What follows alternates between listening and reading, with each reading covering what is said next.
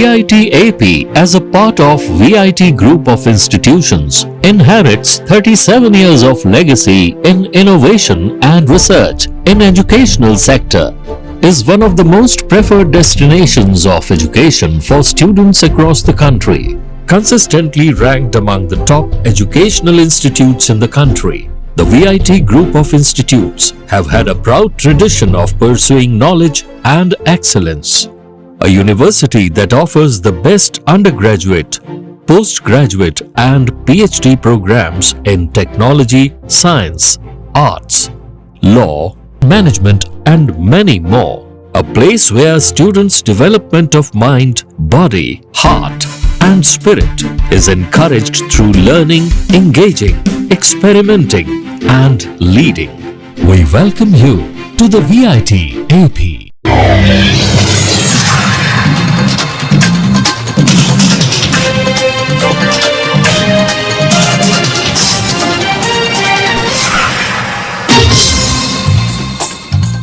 నమస్కారం, city news కి స్వాగతం. ఈనాటి వార్తా విశేషాలు. మన ఊరు మన బడి 2 సంవత్సరాల నుంచి పెండింగ్ లో ఉన్న బిల్స్ వెంటనే చెల్లించాలని మన ఊరు మన బడి బాధిత కాంట్రాక్టర్లు హైదరాబాద్ లో ఆందోళనకు దిగారు. రాష్ట్ర వ్యాప్తంగా తరలివచ్చిన కాంట్రాక్టర్స్ లకడీకపూల్లోని పాఠశాల విద్యాశాఖ కమిషనర్ కార్యాలయం నందు తమకు న్యాయం చేయాలని పెద్దపెట్టున నినాదాలు చేశారు. గత ప్రభుత్వ హయాంలో 2022-23 విద్యా సంవత్సరంలో మన ఊరు మన బడి పథకం కింద పలు రకాల అభివృద్ది పనులు చేసినట్లు వారు వివరించారు. అదనపు తరగతి గదులు, మరుగుదొడ్లు, భోజనశాలలు, ప్రహరీ గోడలు, మంచినీటి పంపులు నిర్మించి తదితర అభివృద్ది పనులు చేపట్టినట్లు తెలిపారు. ఇంజనీరింగ్ అధికారులు మేజర్ మేడ్ బుక్ రికార్డ్ బేసి ఆన్లైన్ లో నమోదు చేశారు.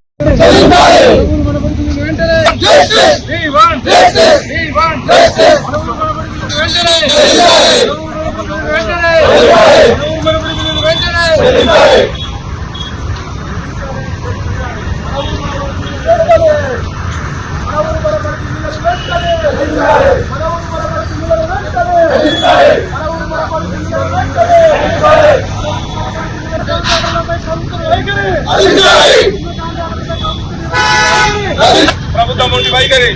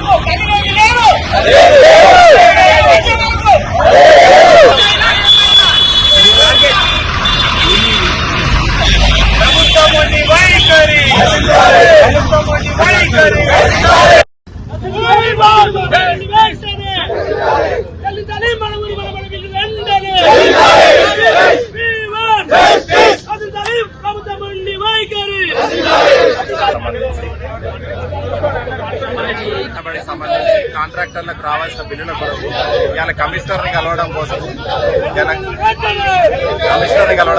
2.5 సంవత్సరాల నుంచి కాలయాపన తప్ప మాకు తిరిగి 100 రిప్రజెంటేషన్ ఇచ్చిన ఏడ కూడా స్పందన కరువు. ఇక లాస్ట్ కి ధర్నా చేసి ఓ నిరసన తెలుపుదామని చెప్పి ఇలా కమిషనర్ ముట్టడం జరిగింది. దగ్గర 700 కోట్లు 500 కోట్లు పెండింగ్ ఉన్నాయి. ఆ పెండింగ్ బిల్లులను వెంటనే చెల్లించాలని మాయపట్టింది. నా పేరు గున్న ప్రవీణ్ రెడ్డి అండి. తాజా మాజీ సర్పంచ్ యాదిరెడ్డిపల్లి విలేజ్, నాగర్ కర్నూలు జిల్లా. మేము గత 2 సంవత్సరాల కింద మన ఊరు మనబడిలో భాగంగా గత ప్రభుత్వం హయాంలో మొదలు పెట్టడం జరిగింది. ఈ పనులను ఆల్రెడీ మేము స్లాబ్లు వేసి బ్రిక్ వర్క్ చేసి కంప్లీట్ చేయడం జరిగింది. మొత్తం పనులు ఇంకా పూర్తి కావాల్సి ఉంది. మేము ఇప్పటి వరకు దాదాపు 4-5 బిల్లులను ఎంబీ రికార్డ్ చేసి ఆన్లైన్ లో చేయడం జరిగింది. కానీ కూడా చిన్న కాంట్రాక్టర్లకు కూడా దాదాపు 5-6 మంది అథెంటికేషన్ చేసి ఆన్లైన్ లో చేయాల్సి వస్తుంది. కానీ ఏ గారు ఎంబీ రికార్డ్ చేయాలి, తర్వాత డిఈ గారు సైన్ చేయాలి, ఈ గారు చేయాలి, తర్వాత ఎడ్యుకేషన్ డిపార్ట్మెంట్ డిఈఓ గారు సైన్ చేయాలి, తర్వాత అడిషనల్ కలెక్టర్ గారు చేయాలి, తర్వాత కలెక్టర్ గారు సైన్ చేయాలి. ఇవన్నీ చేసిన తర్వాత డైరెక్టర్ ఆఫ్ ఎడ్యుకేషన్ హైదరాబాద్ కు బిల్లు రావడం జరిగింది. వచ్చి కూడా ఈ 4-5 బిల్లులు సుమారు 2 సంవత్సరాలు గడుస్తున్నది. ఇప్పటి వరకు కూడా మేము ఇన్ని ప్రయత్నాలు చేసినా కానీ గతంలో దేవసేన మేడం గారిని స్కూల్ డైరెక్టర్ అయినటువంటి దేవసేన మేడం కలవడం జరిగింది. తర్వాత డైరెక్టర్ నరసింహారెడ్డి సార్ని కలవడం జరిగింది. వీళ్ళందరినీ కలిసి కూడా మా యొక్క వినతులను విధించడం జరిగింది. మేము అప్పులు బయట 2 నుండి 3 రూపాయలకు మా పిల్లల యొక్క కుశలతాన్ని కుదబెట్టి మిత్తికి తీసుకొచ్చి 2-3 రూపాయల మిత్తికి తీసుకొచ్చి నెలకు దాదాపు సుమారు 1,00,000 పైన మిత్తి కట్టడం జరుగుతుంది.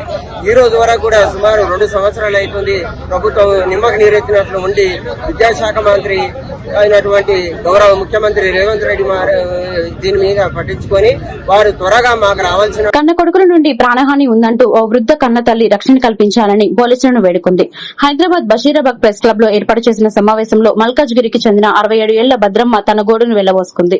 తన భర్త కష్టపడి సంపాదించిన ఆస్తిని తన కొడుకులు అనిల్, వినయ్లు అక్రమంగా ఆక్రమించుకొని తనను రోడ్డుపాలు చేశారని కన్నీరు పెట్టుకుంది. తన కూతురు చేరదీయకపోతే అడుక్కొని బ్రతకాల్సిన పరిస్థితి వచ్చేదని ఆవేదన వ్యక్తం చేసింది. 3 కోట్లు విలువ చేసే ఆస్తిని కాజేయాలని, నకిలీ పత్రాలను సృష్టించాలని భద్రమ్మ తెలిపింది.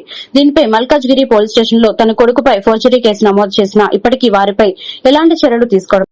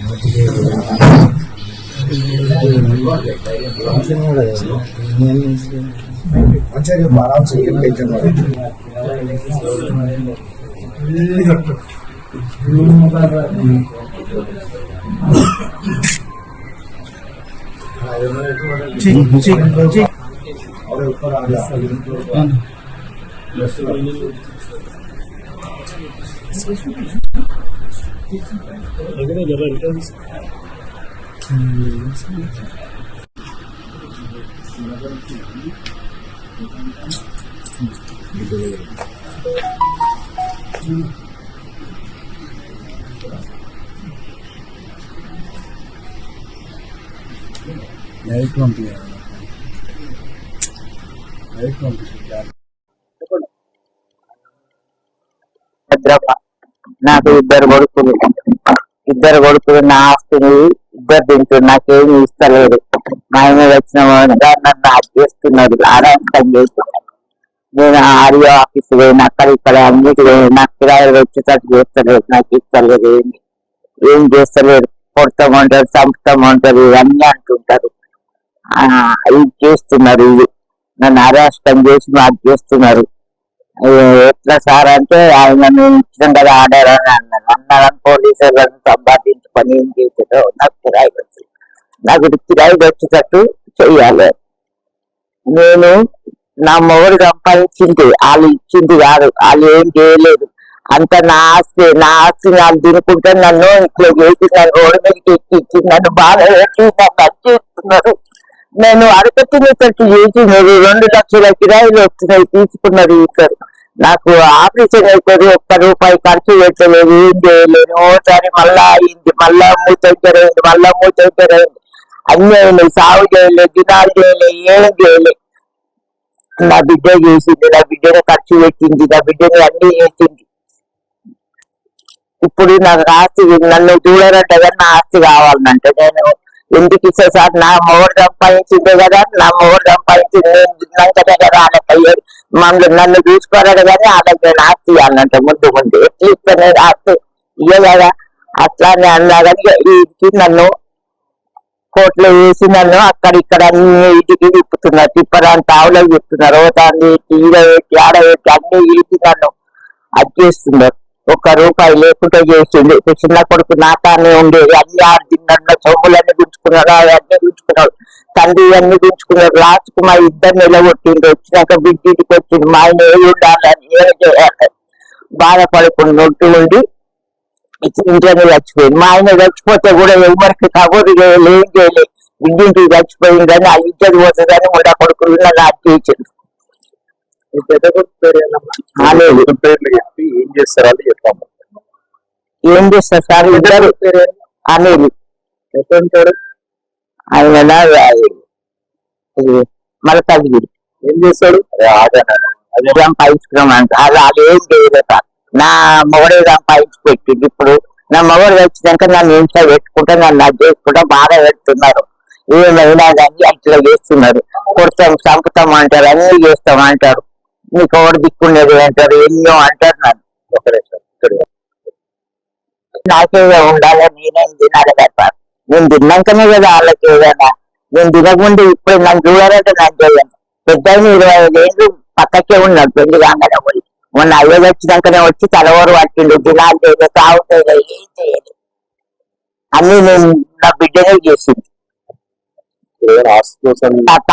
తెలంగాణ సంస్కృతిలో భాగమైన కల్లును నిషేధించే కుట్రలు రాష్ట్ర ప్రభుత్వం చేపడుతుందని తెలంగాణ గౌడ కల్లు గీత సంఘాలు సమన్వయ కమిటీ చైర్మన్ బాలగోని బాలరాజు గౌడ్ ఆరోపించారు. ప్రభుత్వం తక్షణమే ఈ చర్యలు మానుకోవాలని డిమాండ్ చేశారు. హైదరాబాద్ బషీరాబాద్ ప్రెస్ క్లబ్ లో ఏర్పాటు చేసిన మీడియా సమావేశంలో వారు మాట్లాడారు. కల్లు గీత వృత్తి మీద లక్షలాది మంది ఆధారపడి బ్రతుకుతున్నారని, రాష్ట్రంలోని కల్లు దుకాణాల మీద ఎక్స్చేంజ్ ఆఫీసర్లు దాడులు చేసి భయభ్రాంతులకు గురి చేస్తున్నారని ఆవేదన వ్యక్తం చేశారు. గత వారం రోజుల నుంచి దాడులు నిర్వహిస్తూ తమ జీవనోపాధిని దెబ్బతీస్తున్నారని వాపోయారు. కూకట్పల్లిలో జరిగిన సంఘటనను రాష్ట్రంలోని మొత్తం కల్లు దుకాణాలు ఆపదడం సరికాదని అన్నారు.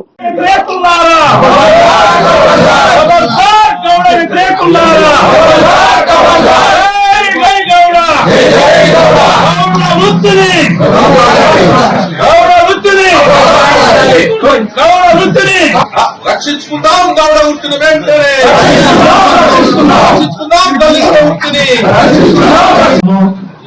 మా హైదరాబాద్ ఇన్ఛార్జ్ మంత్రి పొన్నం ప్రభాకర్ గారు, బీసీ సంక్షేమ రవాణా శాఖ మంత్రి మరియు మన దుకాణాలన్నీ కూడా నడిచే విధంగా చొరవ తీసుకోవాలని మరియు మా ఐక్య సాధన సమితి అధ్యక్షుడు అంబర నారాయణ గారు మాట్లాడాలి. లేస్తే విలేకరులు వచ్చి కూర్చుంటారు, అది రాసుకోవాలి కదా. వాళ్ళు అదే చెప్తున్నారు, మాకే కుర్చీలో మేము అందరిలే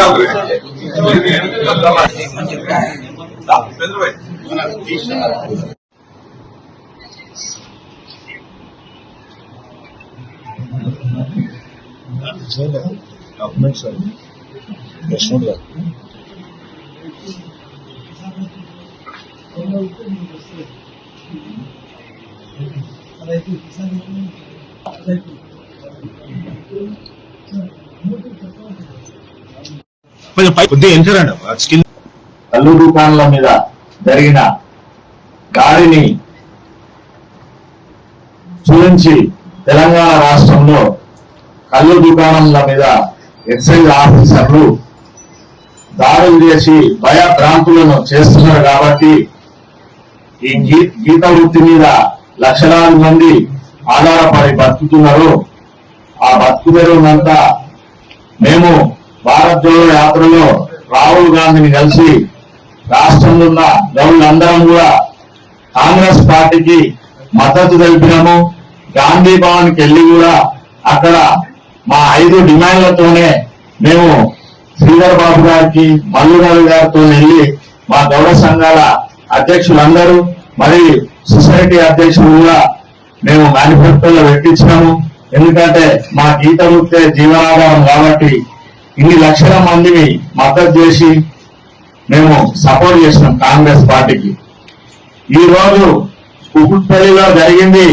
అక్కడ కాంగ్రెస్ పార్టీ కౌన్సిలర్ మరియు కాంగ్రెస్ పార్టీలో 30 సంవత్సరాల నుంచి ఉన్న సీనియర్ నాయకులు శిక్షణ మీదికి కాంగ్రెస్ పార్టీలు మరియు అక్కడ ఉన్న రాజకీయ నాయకులు 2 ఎమ్మెల్యేలు, ఒక ఆయనేమో పార్టీ మారిన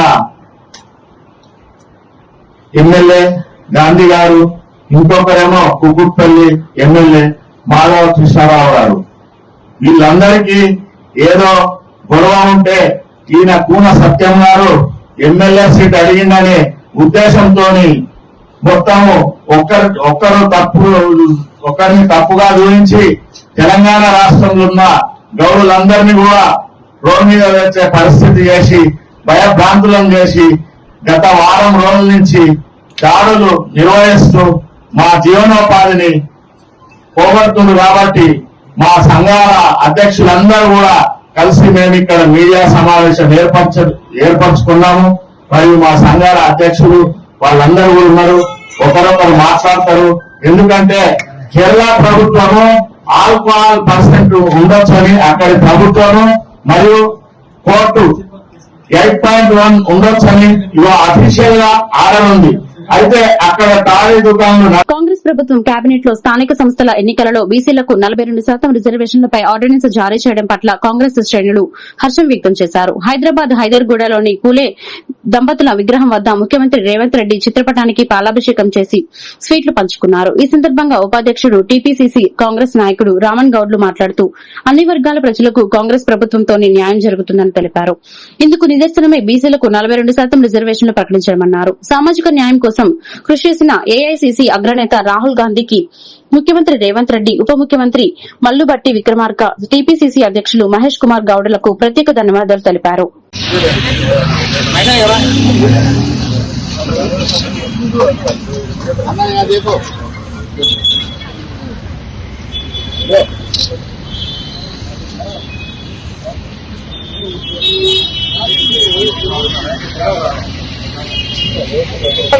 జై కాంగ్రెస్, జై కాంగ్రెస్, జై కాంగ్రెస్. రేవంత్ నాయకత్వం, రేవంత్ నాయకత్వం, జై కాంగ్రెస్, జై కాంగ్రెస్.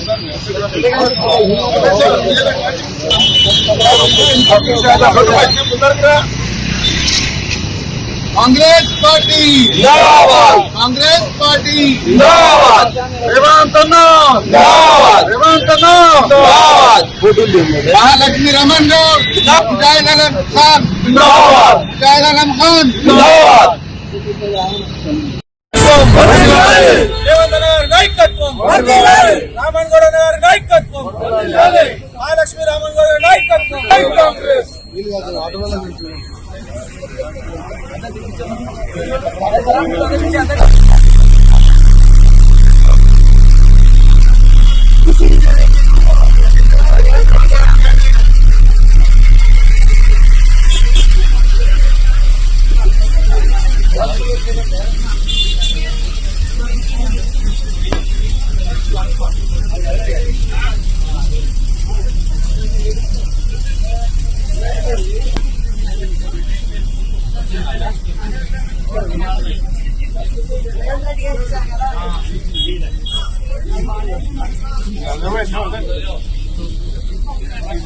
తీసుకో సారీ గడి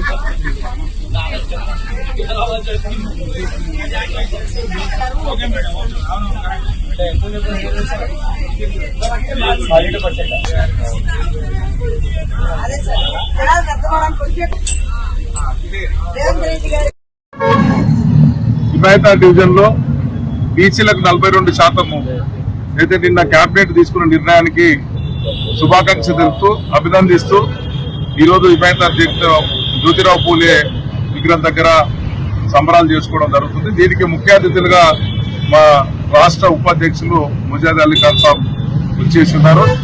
ఇందులో పాల్గొన్న ప్రతి కార్యకర్త కూడా శుభాకాంక్షలు, ధన్యవాదాలు. దేశంలో ఈరోజు పెను మార్పులు తీసుకొస్తుంది కాంగ్రెస్. గతంలో అంటే మరోసారి పేదల పక్షపాతి కాంగ్రెస్ పార్టీ అన్న దానికి ఈరోజు ఈ 42% బీసీ రిజర్వేషన్ అని నిదర్శనము. నిన్న కేబినెట్ మొత్తం కూడా ముక్త కంఠంతో అందరూ కూడా ఈ రిజర్వేషన్ ఇవ్వాల్సిందని చెప్పి నిన్న ఆమోదించడం. ఈరోజు రాష్ట్ర వ్యాప్తంగా కూడా గ్రామాన ఈ హైదరాబాద్ లో ప్రతి డివిజన్ లో సంబరాలు జరుగుతున్నాయి.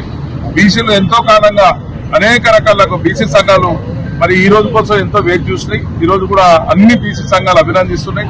బీసీలకు సామాజికంగా అన్ని రకాలుగా ముందుండాలని చెప్పేసి రాజకీయంగా కానీ, ఆర్థికంగా కానీ, విద్యా రూపంలో కానీ అన్నిట్లో ముందుండాలని చెప్పి కాంగ్రెస్ పార్టీ భావించింది. ఈ రోజు ఖార్గే గారు, మన రాహుల్ గాంధీ గారు చెప్పిన మాటలు తూచే తప్పకుండా పాటిస్తూ మన డైనమిక్ సీఎం రేవంత్ రెడ్డి గారు ఈ పెద్ద నిర్ణయాన్ని తీసుకోవడం జరిగింది. దీన్ని వెంటనే అమలయ్యే విధంగా కృషి చేస్తున్నారు. మరి స్థానిక ఎన్నికల్లో అన్ని కులాలు, బీసీలు, అక్కడలో ఉండే కులాలకు అందరూ కూడా ఈ అవకాశాలు వస్తాయి. ఎంతో మంది మరి ఎదురు చూస్తున్నారు దీనికోసం. ఈరోజు చాలా ఇతర పార్టీలు కూడా అన్ని కూడా సిగ్గుపడాల్సిన విషయం. ఈ రోజు ఇట్లాంటి దాన్ని మరుగున పడేసి కాంగ్రెస్ పార్టీ ఈ రోజు చాలా పెద్ద నిర్ణయం తీసుకొని రేవంత్ రెడ్డి గారు ముఖ్యంగా బీసీలకు మరి బీసీ ముఖ్యమంత్రి ఉంటే కూడా ఈ నిర్ణయం తీసుకుంటూ లేదో కానీ ఈరోజు రేవంత్ రెడ్డి అయి ఉండి కూడా బీసీల కోసం ఆలోచిస్తూ అక్కడ ఉన్న కులాలన్నీ కూడా ముందుకు రావాలని రాజకీయంగా అన్ని రకాలని చెప్పేసి ఈ నిర్ణయం తీసుకున్నారు. దీనికి అభినందనలు తెలియజేస్తూ మా హిమాయత్ డివిజన్ లో ఈ రోజు ఈ పెద్ద కార్యక్రమం తీసుకోవడం జరిగింది. అలరించిన హర్షిని చుండి కూచిపూడి రంగప్రవేశం. శిల్పకళా వేదికలో Nataraju Natyanjali Kuchipudi dance academy Atlanta USA నాట్య గురువు నీలిమ గడ్డమనుగు మరియు తల్లిదండ్రులైన కళ్యాణి వెంకట్ చుండి పర్యవేక్షణలో తొలి ప్రదర్శన ఇచ్చి మెప్పించారు. హర్షిని చుండి ప్రదర్శన కుటుంబ సభ్యులు అతిథుల సమక్షంలో ఘనంగా జరిగింది. విదేశాల్లో పుట్టి పెరిగిన హర్షిని చుండి తెలుగువారి సంప్రదాయ నృత్యకళా కూచిపూడిలో గురువు నీలిమ గడ్డ మునుగు సుశరికంలో ఓనమాలు అభ్యసించి ఈ రోజు రంగప్రవేశం చేసింది. హర్షిని చుండి కేవలం నర్తకి మాత్రమే కాదు, ఆమె కలలు కనే ఆలోచన పరురాలు మరియు లోతుగా పాతుకుపోయిన యువతి. సంప్రదాయం మరియు ఆశయం రెండింటినీ కలిగి ఉంది. ఆమె ఇటీవల యునైటెడ్ స్టేట్స్ లో ఉన్నత పాఠశాల నుండి పట్టభద్రురాలైంది. తన అండర్ గ్రాడ్యుయేషన్ ప్రయాణాన్ని ప్రారంభిస్తుంది.